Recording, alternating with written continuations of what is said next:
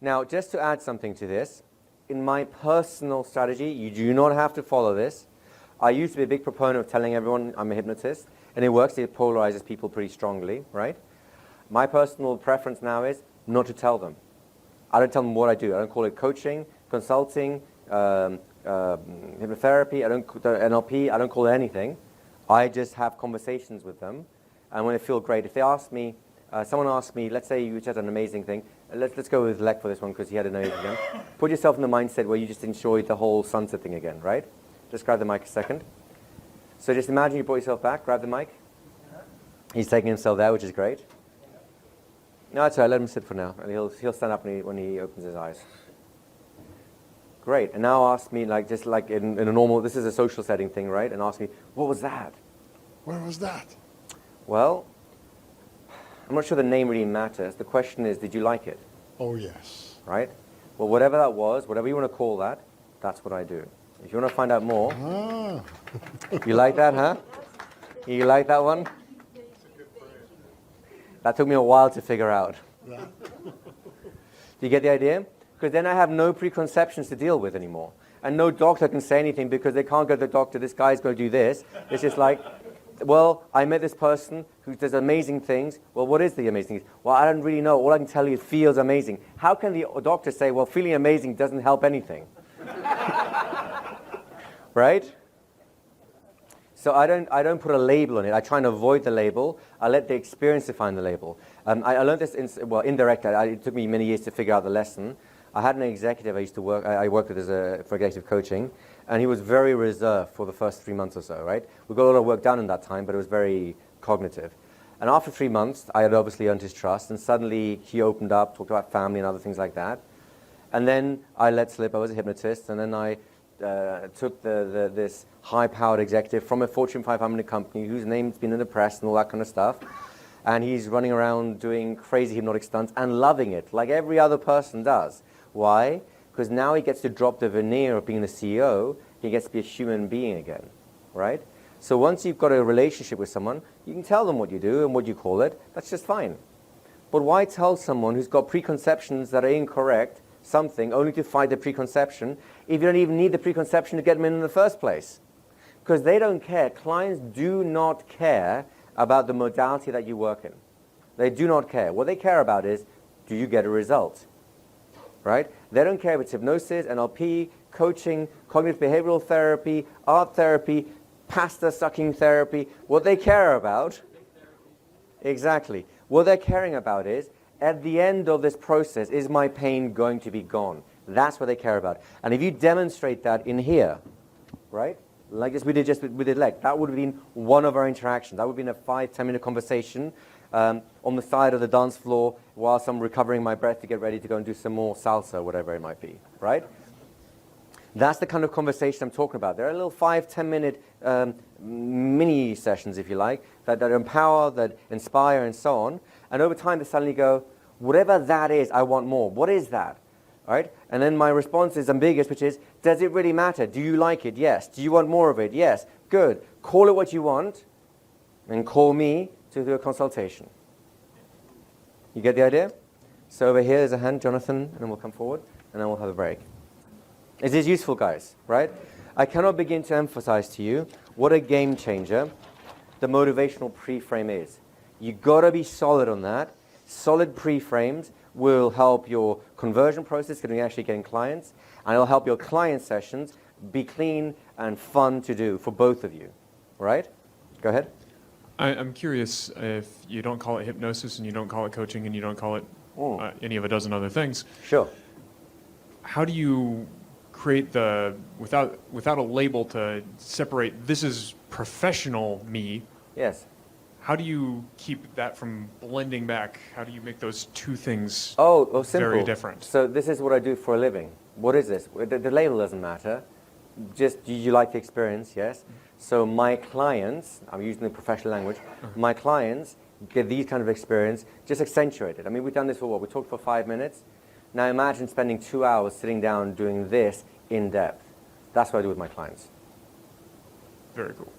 You get the idea? You liking these pre-frames? This is going to a slightly different version of the pre-frame, but the motivation is still a key. If they are not invested in the program, They're not in the program.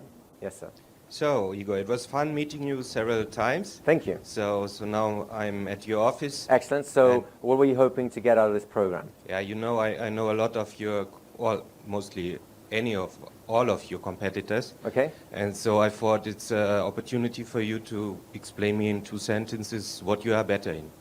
Okay, so I'm confused now. You say you know a lot of my competitors already, is that correct? Yeah, I'm working So with how does mostly some- all of them. So how does the experiences you've had with me in terms of when we were in this location, and this location, and this location, how does this compare to experiences with them? Well, one of the reasons I'm here is because I thought it's interesting, Yeah. the way we had communication. So what bit was interesting?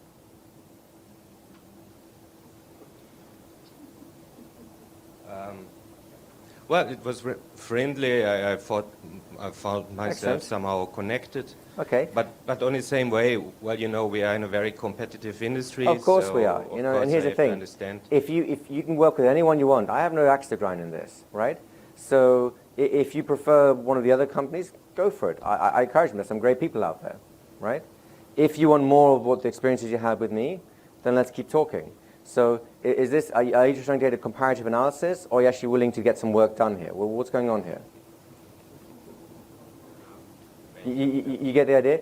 And again, by the way, the frame you set there is going to be incredibly rare if you're doing the social strategy, precisely because people will buy a relationship before they buy any kind of marketing. So if you and I have that relationship, you and I have that bond, you'll want to do business with me before anyone else, especially in this line of work, because you don't know what they're like, right?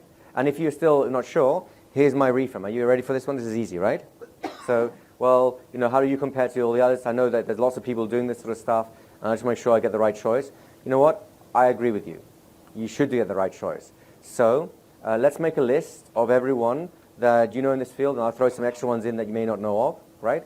Contact them, talk to them, and when you know who you want to work with, give me a call.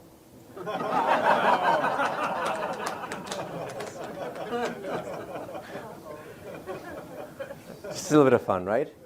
Go ahead, Matt. So let's say someone gets your name, and then they manage to spell it right on Google and Okay. search you. Yeah. And then they see all the things about the training academy and everything. So Excellent. at that point, I have it's- massive status. So then the preconceptions are blown out by the fact that you have a huge. Oh, no, the establishment. preconceptions will be there. But if they called me, like, give me a hesitation, right? So somebody, isn't hypnosis evil, right? I'm sorry? Give me a hesitation, right? So Okay. what are you hoping from this program? Push back and say, well, before we talk about that, you know, I read a little bit about you, and it's hypnosis, and I thought hypnosis was evil, or something like that, right? Okay. Let's make it nice and juicy for us, right? So what do you want out of this program? I want to, I don't know, become a greater athlete. Great, you're making it too easy for me. Remember, you're pushing back at this point. Before you tell me about what you want, Okay, so- you're going to push back and say, you know what, I know what you do, and it's evil, or Okay. it's manipulative, or something like that, right? Gotcha. So what does you want out of this program? Hold on there. I looked you up and saw that you do Cool. hypnosis. Absolutely. I don't know about that stuff. Great, so then why are you here?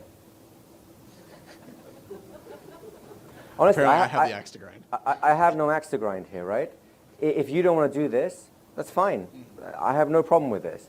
If you're ready to fix your athletic supercharging performance, right, then let's talk. Yeah. But if you're not sure, I'm not going to waste your time, and I'm not going to waste my time. It's okay.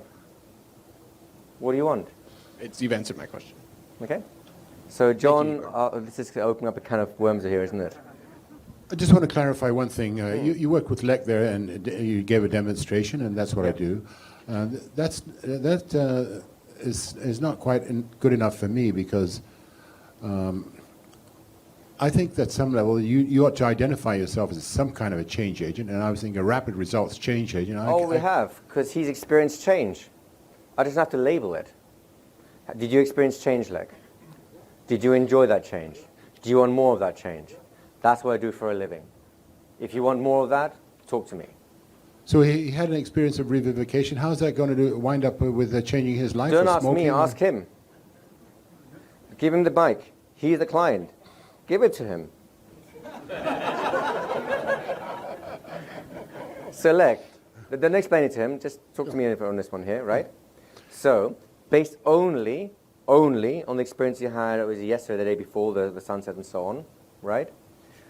how likely are you to want to come to me for a general, let's call it just life coaching, just to make it easy, right? How motivated are you at this exact point to do some life coaching with me? I wouldn't know. You wouldn't know, right? I wouldn't know because... But would you come to a consultation to find out? Oh, yeah. That's all we want. Look at that. Do you see how interested he is? Like, there's something here, I don't know what it is, but it's big and I want to find out more. Just go back? Sure. Oh, but I'm just giving him a frame just to get a sense of it. I don't want to actually necessarily give him that label. In our conversation, this will happen in our conversation. In our conversation, he'll tell me he's got chronic backache, right? He has trouble at work, and he has difficulty sleeping. Now he has a reason to be here. I'll say, oh, you know what? This is the kind of stuff I like to help people with. If you ever want to find out some tricks on how, this is the transition frame we're going to come in tomorrow. That's what keeps him there, right? If you want to find out some things around that, then let's come in. I'll show you how I could help you, or how you can help yourself, or what to look for in a professional. I'm giving him options, right? So that you make the right choice. Would you like that? Yes, great. Come on in. So now let me tell me, what were you hoping out of this program? Well, I want to sleep better. I want to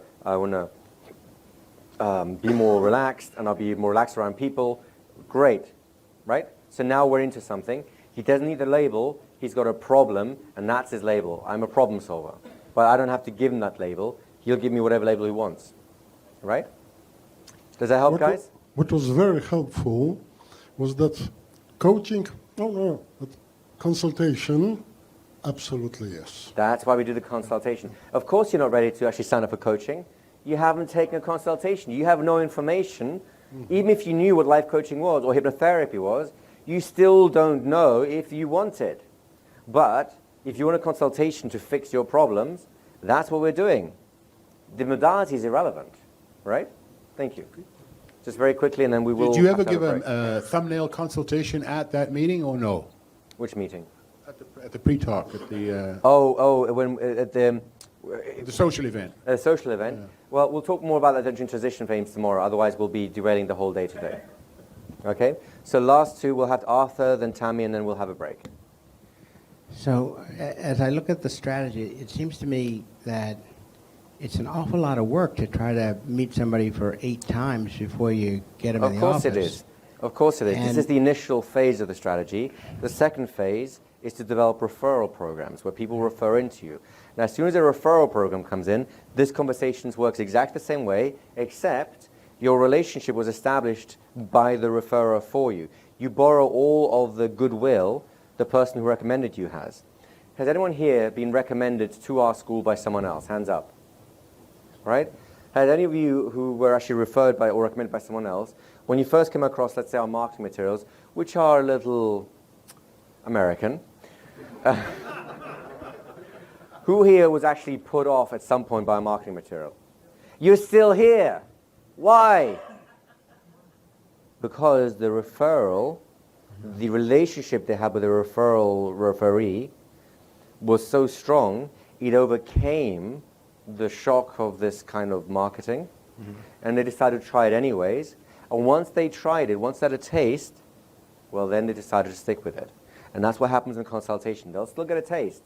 We'll still be doing big talk, and we'll still be giving gifts and challenges. That'll be their taste. So I've got to do a little bit more work for that part, but I have to do a lot less work because my referrer has lent me their relationship by making the recommendation. Does that make sense? So initially, you will be doing it for a lot of work for one client, and it is a lot of work. You will not, I guarantee you this, doing only client by client using this strategy, unless you're doing high-end coaching, $10,000 programs and stuff like that, you will not make a lot of money this way. It's going to be way more time than you can bring in for like $100 sessions. But what you can do is have such a strong clientele, they can't help but bring more people to you and more people to you and more people. You're building up a practice. Does that make sense? Or the alternative is you go to the very high end, so you have expensive programs where you only need 10 people for the year and you're good. In which case, it's worth spending 20 contact points with someone because you only need 10 of them in the whole year and you've made all the money you need. Does that make sense, guys? A $10,000 client you only need 10 clients to make six-figure income, right? At $1,000, you need 100 clients. At $100, you need 1,000 clients. 1,000 clients, that's a lot of work to get, unless you're attached to a big referrer, like an insurance company or a hospital or something like that. Does that make sense to you guys? Last question in the back, and then we'll be done. So what do you actually call yourself? I don't. That's the point. What? Oh, yes, but sometimes I don't even bother with that. So you don't use a business card or anything like that? Oh, God, no. Why would I do that? Why on earth would I give someone a business card if I don't want them to contact me?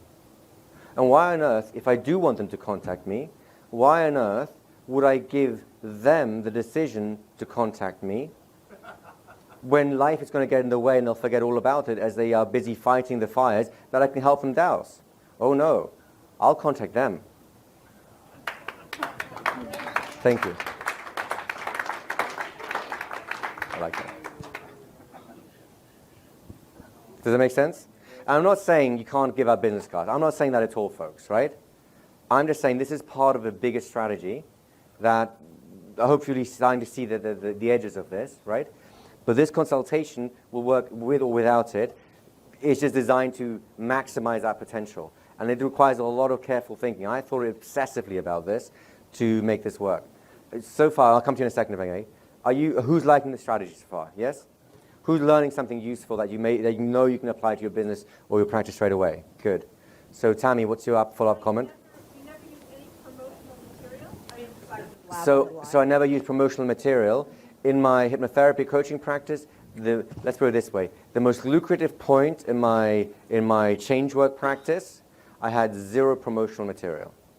In my most lucrative point. Right now, we've got a different business model. We're a teaching company, so we have a lot of online stuff, and we do have a lot of promotional material, but it's a very different paradigm. And I'm not teaching you this paradigm because it's not optimized for hypnotherapy. Does that make sense? The learning curve is way too steep to become an online guru, so to speak. Now, it's possible, and if you guys have the skills for it, go ahead and do it. I'm not denying you that. It's just you don't need a website. You don't need a business card. You don't need a brochure. You don't need a little tassel with your name on it that says, call me whenever you feel down, right? You need you. You are your calling card, your brochure, your sales page, your advertisement. You are it.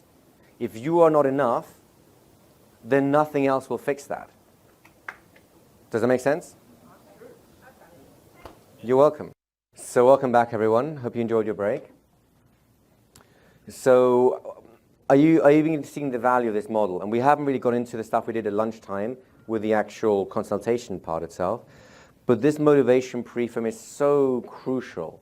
It's such a game changer, especially when combined with the transition frame we'll talk about more tomorrow, because that sets up the consultation properly, and then the chances of them actually seeing the value of what you've got, they go through the roof.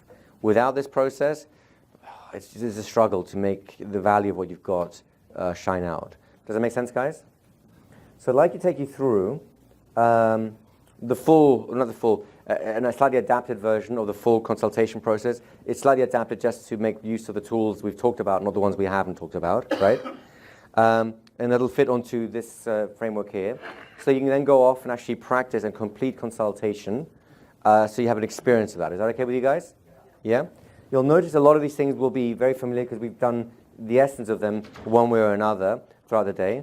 But remember, the key element is this motivation preframe right here, right? What are you hoping to get out of this program, right? If we decide to go ahead and work with each other, if we decide, I'm deciding too, of course, right? If we decide to go ahead and work with each other, what is it you want? And then when they say it, ask them if they're full of emotion. Well, that seems pretty important to you. How come?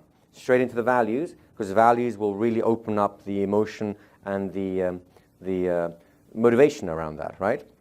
If they have flat values, flat affect, they're kind of neutral about it, I'll challenge. It doesn't seem like you're really interested in that, right? If they go off running into a problem, I'll stop them and say, okay, we're not talking about the problem now. I want to know what you want out of the program. Now, if you want more problems out of the program, then that's okay to say these things. It's just, I won't be able to help you with that. I don't like giving people problems. So what would you like, right? And if they don't really have a reason for me, that's like, I don't really know even what you do, I just want to find out a little bit more what you do, then say, oh, you just want a social conversation? Well, why didn't you, sorry, I misunderstood. I thought you were coming here for a professional level conversation. So let's end the meeting right now. And next time we're doing X, Y, Z, wherever we met, I'll happily sit down with you and just chit-chat about it. Do you see the difference? You good with this? Go ahead. Mike over here, please, quickly. What if you run all your customers off? You run all my customers? You see, that's always a fear. But you see, it doesn't really happen. In fact, if anything, you get more customers. And here's the thing. If they're the kind of people that run because they don't have any reason to being there, what on earth are they doing being your customers? Just pass them the mic a second. So what if you're just still an amateur? Yeah. Perhaps? If you're just starting and you're desperate to have clients, desperation is the worst place to start any kind of practice, right? Any decision, in fact, at all, right? So if you are just starting off, my recommendation is make sure that you are financially viable for at least 6 months. I would say a year would be ideal, so that you have time to step into this role. If you don't have that time, get a part-time job and then do it. Because I've seen this happen. I've seen people self-destruct because they're under so much pressure to make it work, they can't. Because when you're, I'm going to be a force for good for you, buddy. Yeah. Oh, I hate my life. That is a bad advertisement for your services. Does that make sense? So I appreciate the idea or the question behind the question, if you like, but it's a really bad place to come from, and you need to get out of that mindset quickly. And if you can't, you're in a room full of hypnotists. They'll show you how it's done. Ah, you like that, huh? Okay, so you greet them, small talk them easily enough. Motivation pre-frame. Let's switch gears. Okay, so. You know, we've been speaking about all this is our history together, etc. I really like these things about you. Now tell me, why are you here? What do you want from this program? What are you hoping it'll do for you? Let them wax lyrical. And what you do here, this is not just a question, this is big talk. You're big talking on their reason for being here. And then a number of things will happen. As you go through this process, they will give you tons of gold. And they'll give you tons of leads into other gold that you've never even thought about because of this, right? They'll tell you other stuff that they want to improve on. Is rarely one thing. Smokers rarely just want to stop smoking. They want to be fitter, they want to be healthier, they want to have social savviness or be peaceful in social situations. They want to de-stress, they want to feel calmer, they want to have time to contemplate their life. All the reasons they used to smoke are still present. So why would you rob them of the opportunity of having an incredibly rich life by merely taking care of that little pinnacle called smoking? It just doesn't make sense to me. You know what I mean? But it's okay if you want to do that. If that's the way you want to work, that's okay, right? I'm just saying you're better than that. So it's up to you. Was that a challenge? Oh, he's sneaky, isn't he? So you'll start with a motivation pre-frame. You get them lit up, plugged into what it is, what they're going to get out of this. And you can do some gold mining.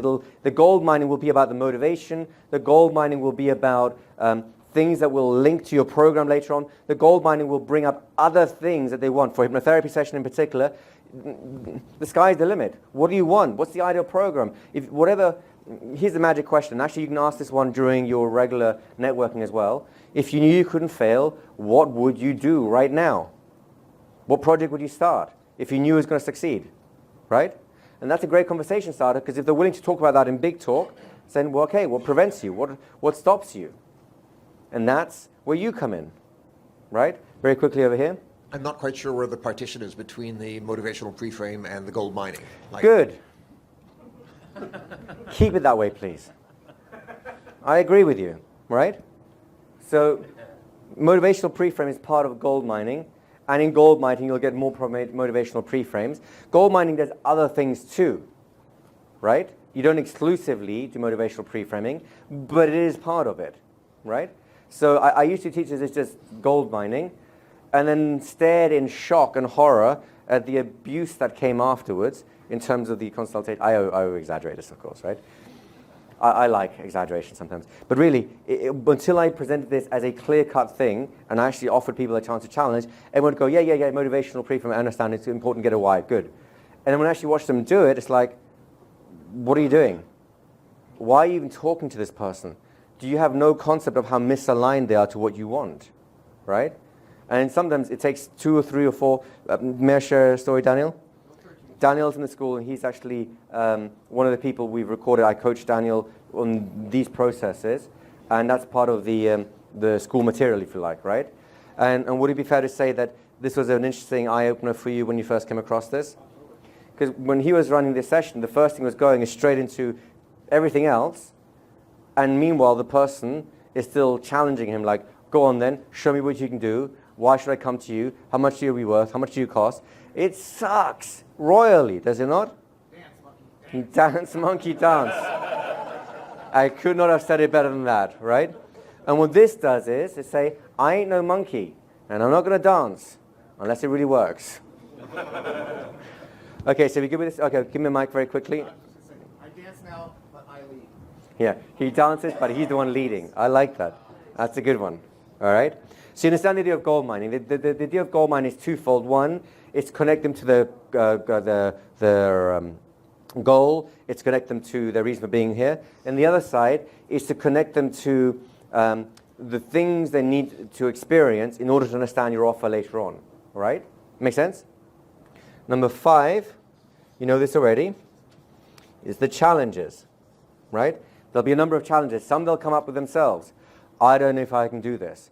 What do you need to do in order to overcome your doubt? Well, I don't know. I'll be doubting. I'm just doubting. All right. So have you ever had a situation in the past where you weren't sure about going into it and somehow you mastered yourself enough to succeed wildly? Tell me about it. What was important about that? What kind of person is like that? So, it sounds like you are X kind of person. So, as you think of yourself as X kind of person, tell me again how you doubt whether or not you can do this. You get the concept rolling here, yes? This stuff has saved me so much hassle. Go ahead, guy. Just this mic over here. Thank you. What if they keep when you ask them this question about have you ever been in a situation you were unsure of and it worked out, they say, well, you know, lots of times it doesn't work out. Sure, I'm not interested in those. I'm on the other ones.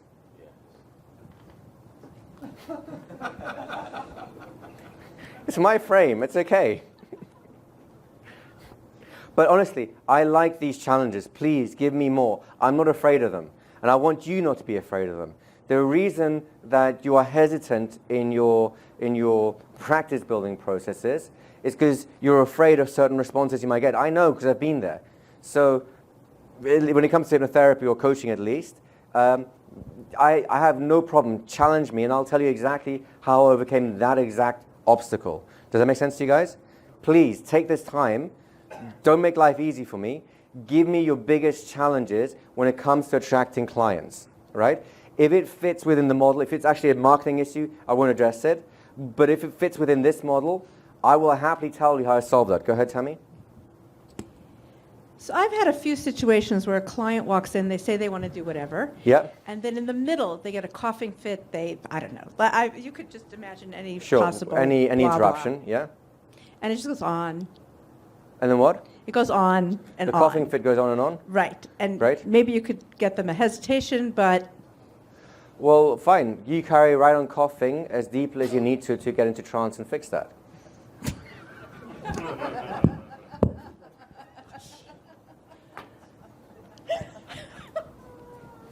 Thank you.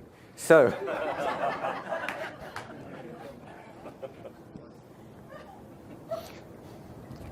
at this point,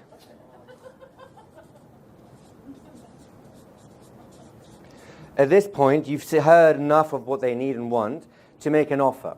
So you're looking for a program. With you, I'd like to do a program where first we look at the smoking bit itself, because that's the main reason you're here for. But then you also said you wanted to do the health stuff. So we're going to have 2 or 3 sessions looking at your relationship to your body, to your food, to your exercise, so you can really develop a strong foundation in health. But your children are important too. You want to make sure that your psychological well-being, your psychological health is as strong as your physical health. So I wanted to do about maybe 3 or 4 sessions specifically focusing on who you are on the inside, so the relationship you have with people on the outside naturally changes. How am I doing so far? Is this the kind of program you want? You get the idea of the offer? As the offer is being created, connected to everything you've learned about them, right?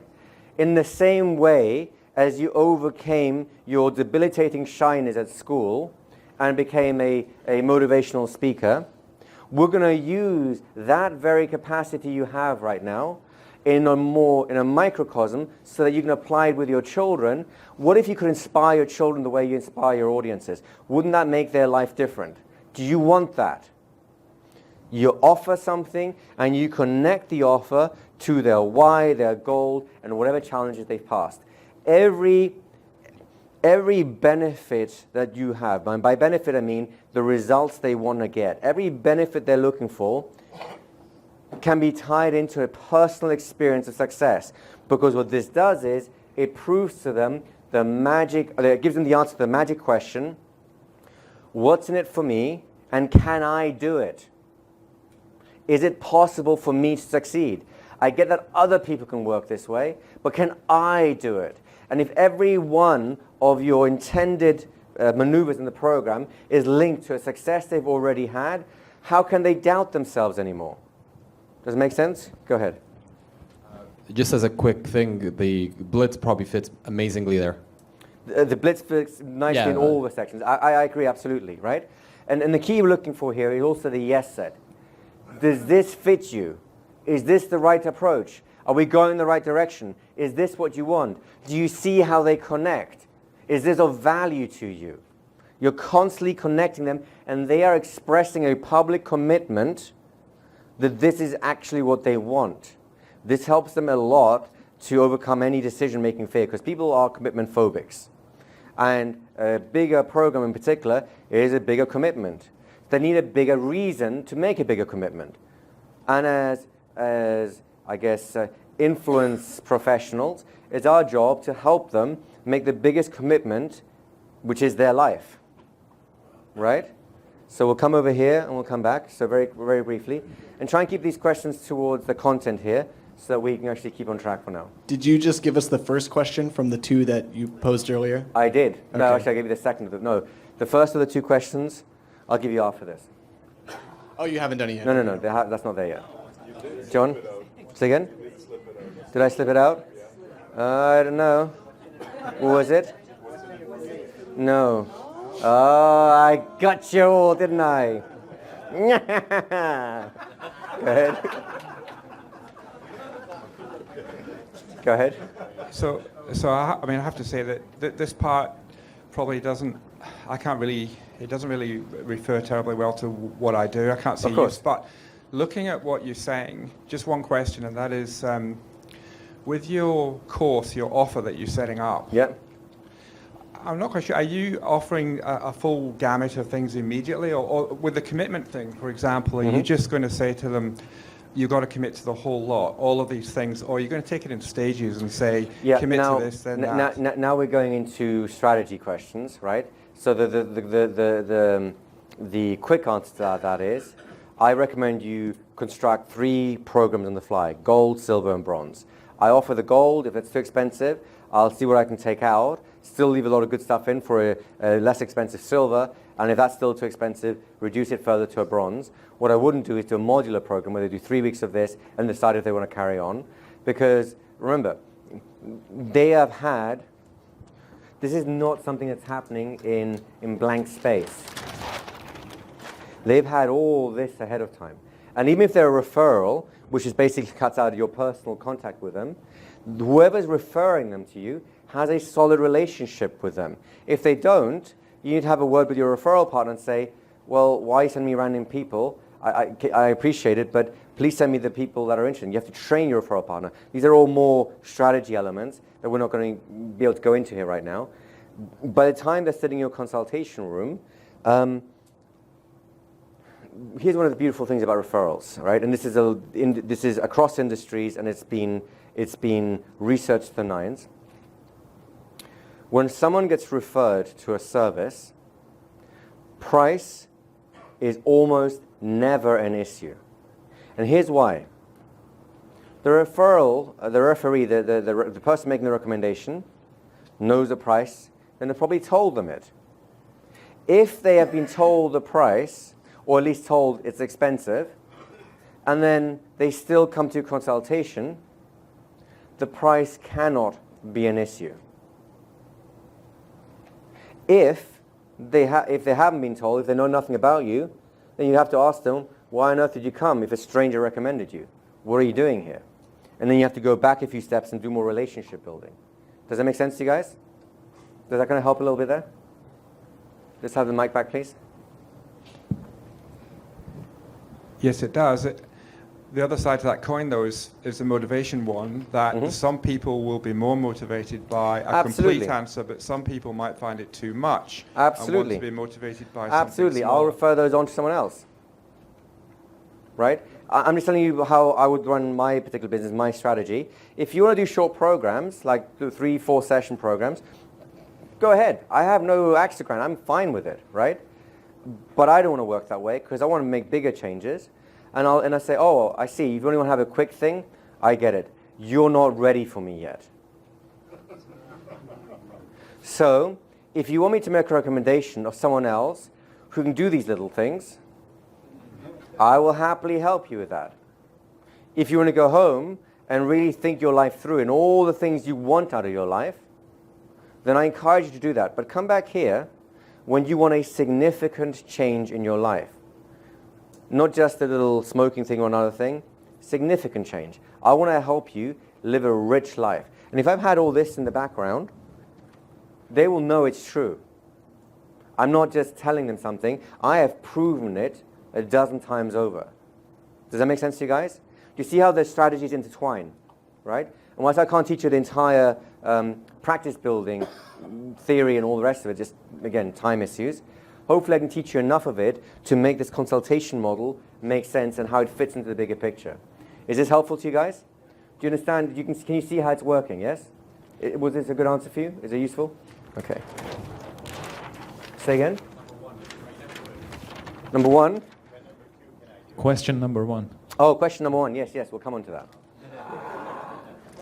You thought you got me on a weak moment, didn't you? Okay, so we're making an offer. Note, the offer is not the sale. The offer is just, here's the program, here's what I want to do, here's how it fits in with what you know, here's what I think you can do it, based on what we've talked about. Always based on actual experience, right? After the offer, you'll have a chance to flush out some constraints.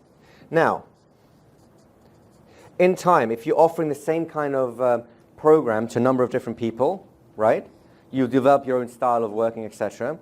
There'll come a point where you'll know most constraints that come up for that kind of work, for that kind of clientele. In which case, these constraints just get dealt with over here in the gold and the challenging phases, right?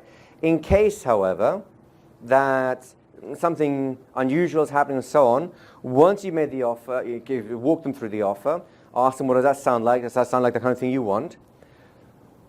Is there any reason for why you think this might not work for you?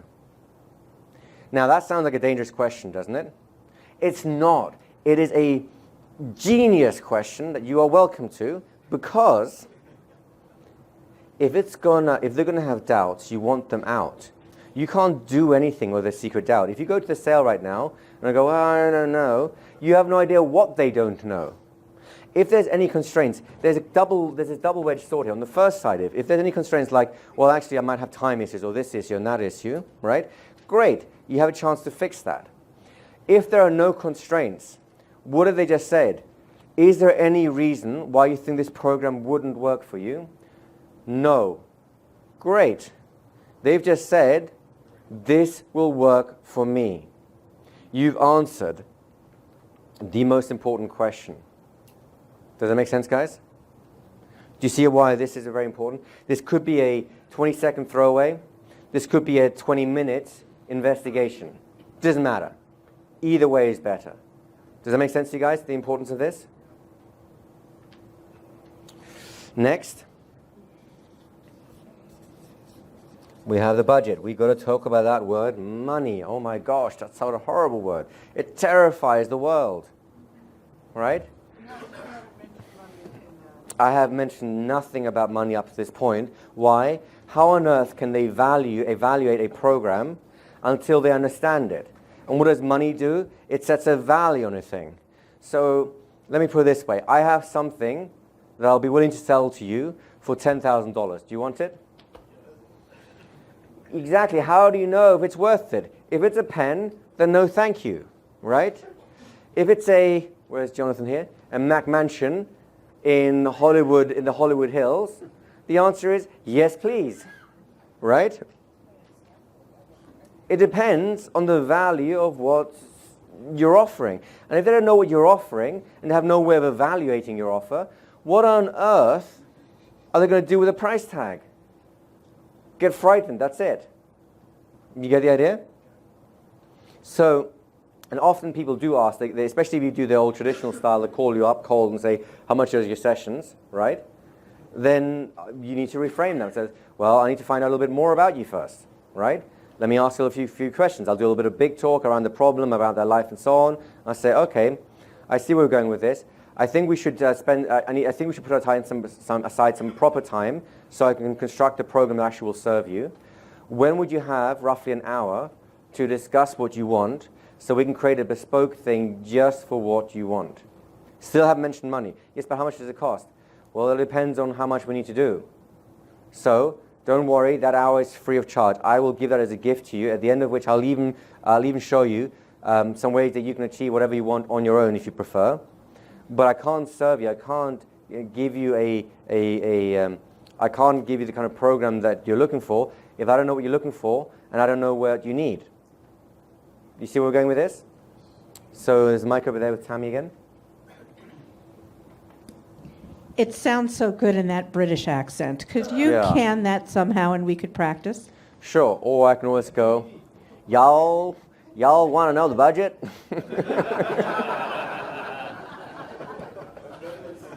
Is it really? Oh, not bad. Okay. I maybe have a career. Yeah. Okay, so the idea of the budget, it's going to be it's presented in a very friendly way, right? And here's the crunch point on this one. And this is where most people mess up the budget. You must be okay with your own prices. If you hesitate with your own prices, you are sending up a massive red flag that terrifies clients into obscurity.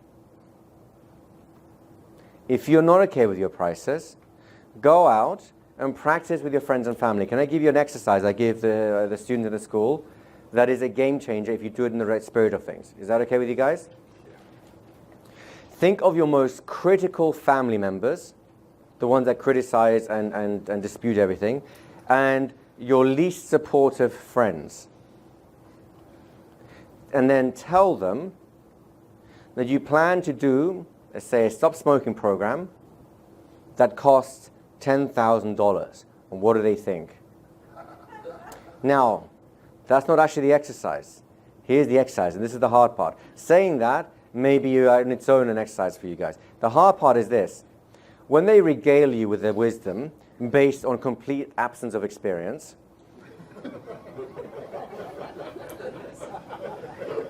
your job is to do nothing to justify your price, right? Does anyone want to role play this one with me? Okay, so I'll use you because I think you're gonna shake my tree quite hard. I like that idea. Okay, so David, right? Yeah. So David, you know what? I'm thinking of starting a stop smoking clinic, and I'm going to charge $10,000 for each client. What do you reckon? Well, you know what? If I think about the amount of packs of cigarettes that the average person takes per year, it's less than $10,000 bucks. So at the very least, you're talking max 3,000. Yeah. Yeah, $10,000 is a good price, I think. Well, not according to me. I mean, that sounds a little ridiculous. Oh, that's okay. Who in their right mind is going to pay 10 G's for stop smoking? Right, that's the person I want to find. Yeah. Now, this is an exercise in state control, not frame control. I'm not explaining myself. Have you noticed? I'm not justifying myself. I am facing my fear. That is what it's only meant to do. Johnny, may I share your experience with this exercise? Is that okay? Of course, he's right there. He might as well say himself in a minute. But you might as well say it. Just turn the camera on, Johnny, and just... So what happened to you in this exercise? At the very beginning, when I first started saying it, I felt twisted, like up into knots inside of me.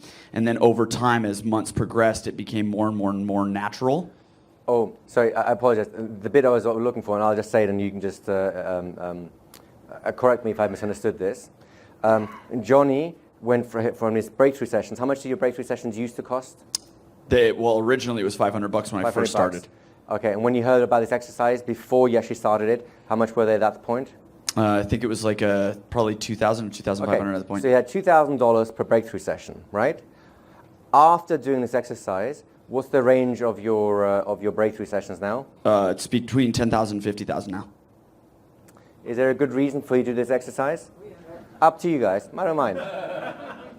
But you gotta be okay with your own budget. If you do not believe in your prices, do the exercise until you do, or change your prices, right? You gotta be congruent. It's very important. Once you've given them the budget, by the way, they'll get terrified because now you've asked for a commitment. All this wonderful state stuff you've done for good decision making goes out the window because now they're on the decision making tree. It's like, oh my God, I'm gonna fall. And they don't like that, right? So, here's a cunning little trick. You ready for this?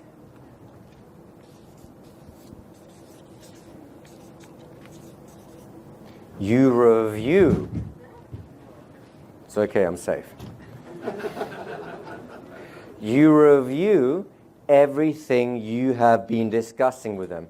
Now, in hypnotic terms, what is a review called?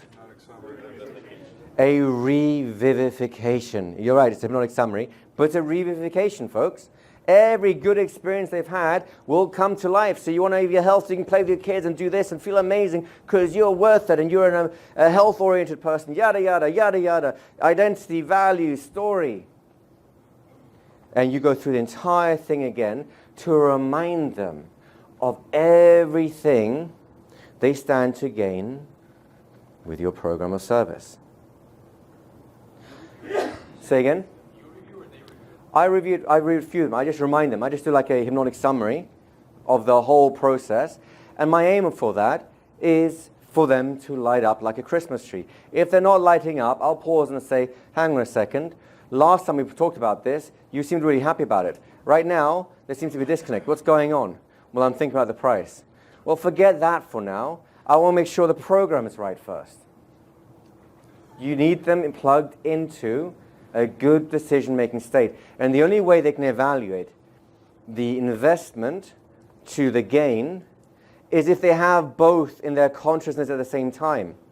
If all they think about how much the money is, they have bad decision-making strategy. They don't have the information to evaluate this against. They need both. And if the investment isn't worth it for them in terms of what they gain, that's okay. Thank them for their time. Refer them to someone else. There'll be plenty of other people that you can work with, provided you are willing to get your strategy in place and do these things repeatedly. You can never get attached to having to work with one person. If you do that, you're desperate, and desperation stinks. It sends people off very fast. Can we have a mic over here, please? No, it's okay. Is it good? So you good with this so far? So once you've done the review, do you know I see my killer close? I'll come to you in a second, mate, Jonathan. Do you hear my killer close? This is a powerful, tested, proven sales technique. I have never heard a salesman do this before because I'm a hypnotist. I can do this, and it is amazingly effective. I have sold over $500,000 worth of programs just with this one idea. You ready for this one? Yes. You go through the review, and then you say, so what do you want to do?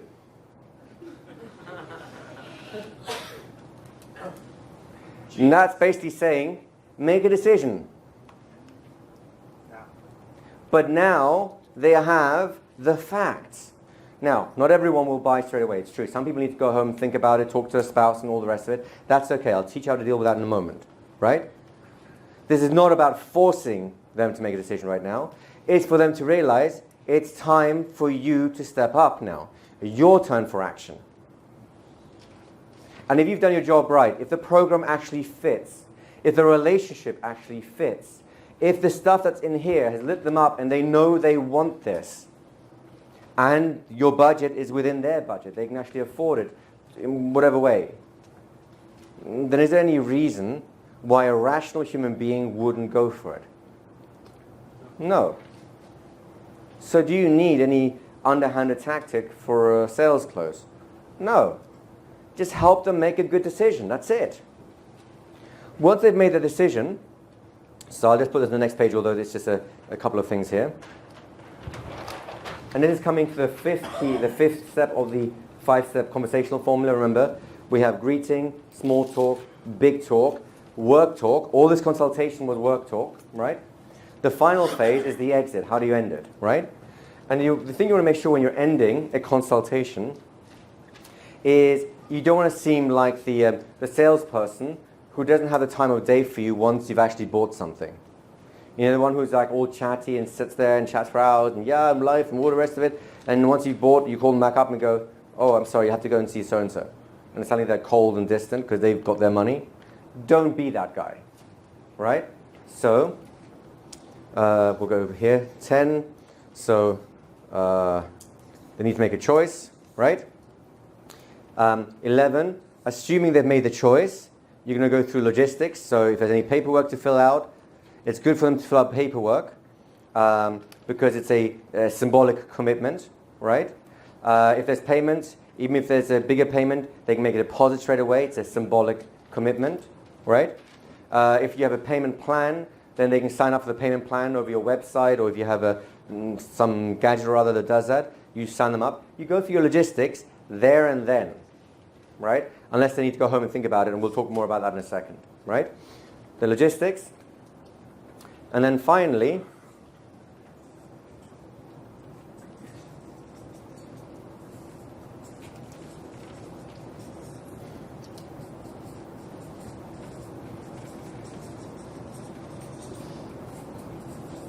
this is the end cycle. The end cycle is you go back to a little chit-chat. The chit-chat is really around what they've achieved. Celebrate with them the fact they've made a good decision, right? Are you excited? What are you looking forward to the most? And this is where future memory comes in, right? Especially if there's more steps to be done. So I look forward to speaking to you on Tuesday when we start our first session at 9 a.m. So Tuesday at 9 a.m., we're going to have a chat, and I really look forward to see what opens up then. See the future memory? You haven't just said, thank you for the sale, now bugger off. Right? You've gone, thank you for the sale, and now we're going to continue this relationship on from here to say, well, first of all, congratulations. I think you made a great choice. How do you feel about that? Are you looking forward to this? What do you think is going to be the best fun for you? I agree. I think it's going to be a tremendous thing. I'm looking forward to talking with you again on Tuesday and beginning the whole process. So between now and then, you might as well think about X, Y, and Z to get the ball rolling. What do you reckon? Right? So you're going to go home and celebrate some way today? So you're going to, or are you going to wait until you see the new you before you throw a big party for yourself? You get the kind of idea of what got here? This says expectation of further contact. And that's why they've come, to have further contact of this magic that it is that you do. Does that make sense, guys? I'm going to turn the page on this, if that's okay. So we leave the other page up for the exercise. So this is relatively mechanical stuff. This shouldn't be mechanical, this should be emotional stuff, but you don't have to spend an hour on this. This whole thing will be 5 minutes to wrap things up at the end and set the sense of future expectation. Do you get the idea? If you have next steps in your logistics, you'll say, okay, after this call, I'll email you, I'll do this, I'll do that. And it sets a sense of direction. Okay, let me just do that for you first, and then we'll go back.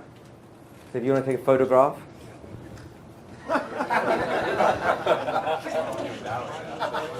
And when you're done, they're not me. Oh no! All right, tell me when you're done.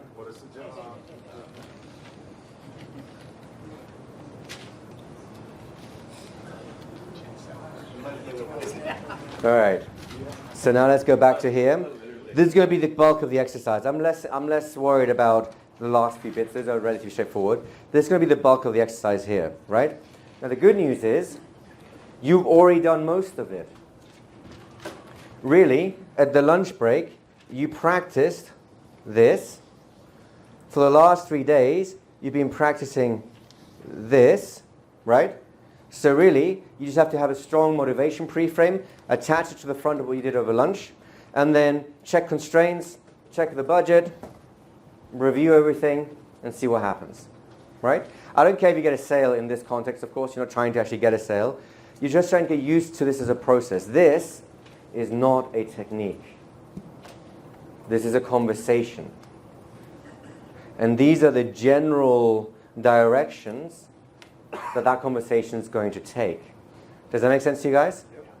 There's a lot of strategy in this. I spent a long time thinking about this. And hopefully it'll fix a lot of problems for you. What do you guys reckon? Yeah? Let's have a mic here for Matt. Something I noticed is that taking notes during this process is helpful for me, but can actually break rapport a little bit. Yeah. Do you have a solution to that dilemma? Just get better at it, maybe? Well, there's a couple of answers. For me personally, I take minimal notes, so I don't remember it, and I take my notes afterwards. If you prefer, you can record the session, and then pull out the key elements afterwards. It's a little bit of extra work for you. But I found that after a while, my memory pretty much kept all the salient bits in place, and I could just make file notes on my own. Okay. Okay? Thank you. Everyone good? No questions, of course? I didn't think so. So I'd like to find a brand new partner. And this process, by the way, when you start using it, I recommend you give yourself 90 minutes to 2 hours. Eventually, you'll get it down to about 50 minutes or so when you get more smooth and glib with it, right?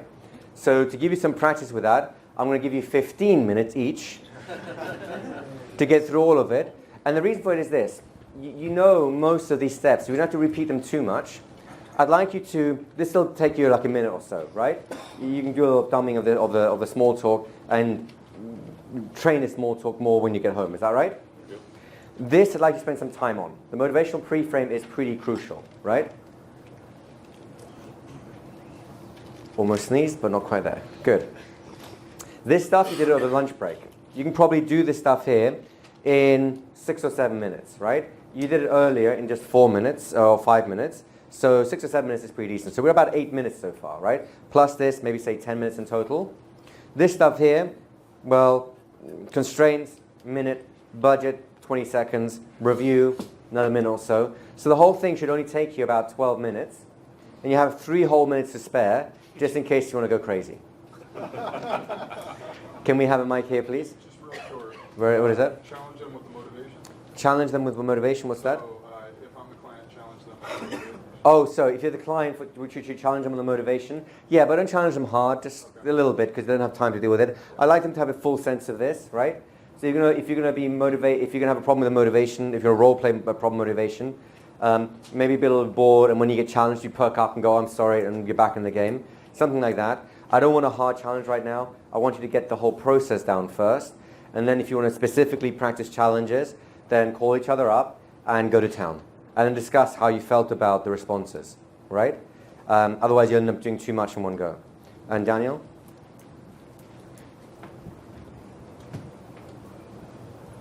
Just moved from our stuff we did before. We're doing a lot of calibration and stuff. So I would encourage you to use something that's actually really you would actually like to go for and change and transform. Yeah. So you're going to give live feedback so they can be calibrating and getting the information. Because I agree. When we role played other stuff, it was interesting. But as soon as we shift into, like, what do you really want, Rain? When we did the Rain, when I do with stuff with Rain or somebody else, instantly was able to see where am I going and how to shift and pivot my questions and stuff. So use live data, guys. It really does help if you give real responses, because then you don't get stuck in circular arguments and all the rest of it. It's something you care about, right? But we're only going to spend 15 minutes on this whole thing, so don't try and be perfect at this. Just get a feel for each of the stages of the process. That's the key thing. Can you all do that, yes? So go ahead and find a new partner. So welcome back, folks. How was that? Was that fun? Did you enjoy that? Did you learn a few things? So why don't we do the following? We're going to finish up now. We'll do a little wrap up in a second. Hold all your questions. I know that there's some. Write them down, though, please. I do want them. I want you to understand this process inside out. And tomorrow morning, we'll do two things. One is we'll answer those questions. And two is we'll top and tail it. In other words, we'll look at the transition frames that get us into this conversation. And we'll look at the exit frames. That is how you deal with people who need to think about it some more, right? So we'll deal with that stuff tomorrow. And that pretty much wraps up the entire method at that point. Please, any questions you have about the practical use of this model itself, or any of the applied conversation hypnosis we've been doing over the last 4 days, please think careful about it tonight, so that tomorrow morning you can ask me anything you want about how to apply it, where to apply it, and what to do with it, right? I want you to get the most out of our time together. I think it's probably the best way of doing that. Make sense to you guys? So for now, the main thing for you to reflect on is your day, right? You've had a pretty long day. You've actually had a pretty long week. Who feels like you've been here for more than just 4 days? Right? Doesn't it feel more like a month or something like that? Right? So I guess you must have done a month's worth of learning in the last 4 days, which is wonderful because that means you have at least a week's worth of learning just today. In the last hour, it's several days worth of learning assimilation that you've made, which means you're going to need some time to process these things, right? And that processing time can take as long as it needs to process. Now, the good things about unconscious processes is that they happen unconsciously. They happen outside of your direct awareness, which frees your normal day-to-day intellect to do the normal day-to-day things. But in the background, there's always a slow burning fuse that's thinking, how can I care for people better? How can I be a force for good? How can I show my appreciation? How can I enrich every moment of an important conversation to deepen it and open it and use the tools that you've learned, the conversational revocation technique, the value sets, even the identities that transform people so powerfully. Beyond that, you've had some very personal experiences over the last 4 days. You had some very personal experiences today. And I want you to really remember what it felt like when someone else talked to you in these new hypnotic ways and activated something inside you, opened something up, something of tremendous importance to you. And I want you to know that all the experiences you've had, all the highlights that you have had, are highlights you have given because someone in this room, someone is currently thinking about you and the conversation that you had with them and the way you made them feel. You now have the secret, the key to solving a lot of hypnotic problems, both in your private practice, in your coaching practice, hypnotherapy practice, but also for those of you who are in different walks of life, in different professions. There are keys here that light the heart of influence. Imagine a city. In the center of the city is a building, and this building is well protected. It's locked up. It only has one door, and every citizen in this city knows that if only they can get through that door, inside lie riches untold, and they can fill their pockets as often as they want and leave with anything that they can carry as often as they want.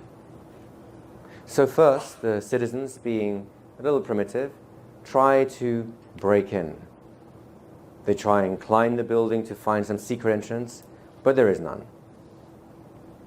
They try to contort themselves into strange positions, to squeeze in between the cracks, but those cracks are too small. Then they try to use force, to force their way through, but the building can absorb more force than any citizens combined could ever generate. So for weeks, for months, maybe even for years, the citizens circle this building, forlorn. They know that just inches away lie all the riches that they've been wanting. needing, desiring, dreaming about. And yet, frustratingly, they just can't get in. And then one day,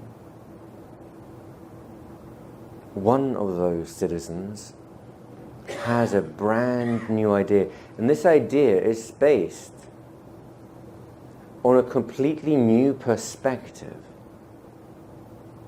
Instead of circling the building with the others, instead of moaning and complaining, instead of bashing the door or climbing the walls or contorting themselves into different positions, this person suddenly has an idea, a new perspective. This building clearly has a door. Now you can't get through the door because it is locked. But what is it that locks doors? It's keys. So this bright citizen goes to the mayor's office and says, I would like the key to the building in the center of the city. And the mayor says, here it is. And with that key, he calmly walks up to the building, unlocks the door, opens the door, and to everyone's amazement, with complete ease, this person steps inside. Now inside, there are untold riches. And they get to fill their pockets with everything they've ever wanted, everything they've ever dreamed of. And they can step outside in the full knowledge that any time they need to, they just use the key and they can step through the door again and again and again and take with them all the riches that they need, that they want. Now, as this person comes out of the building, the other citizens are amazed. How did you get in? What trick did you use? Where did you climb? How did you twist? Where did you strike? And the citizen smiles at them and says, I didn't do any of those things. And they just won't believe them. But then, when that person goes back to the building day after day and walks out with pockets full of riches, the brightest citizens, they stop and they watch. And they ask themselves, what is this person doing right now? Well, they're not climbing this building. And they're not twisting their bodies. And they certainly aren't using force to try and force the building open. There's something else that's going on. And so they take a closer look. And soon they discover in the hand of this person a key. And the key that turns a lock, and the lock that opens a door, and the door gets open, and out they step with all the riches. And they follow this person back to the mayor's office and see how they hand the key back. And the brightest amongst these citizens turn to the mayor and say, I'd like the key next. So the mayor hands the key over, and they walk to the door calmly. They put the key in the door. They unlock the door. And they too step inside. And inside, they find all the riches they could ever want, all the riches they could ever need. They fill their pockets, step outside, the door closes, they walk back to the mayor's office, and they hand it back, safe in the knowledge that any time that they need to go inside this building and fill their pockets with riches, all they have to do is ask for the key and use it.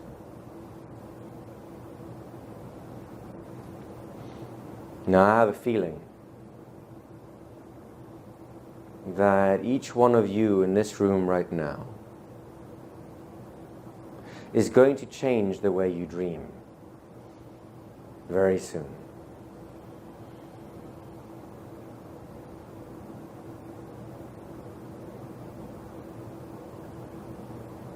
And to find out how that happens, I think tomorrow morning at 9 o'clock would be a good time to have a discussion about that. Do you not?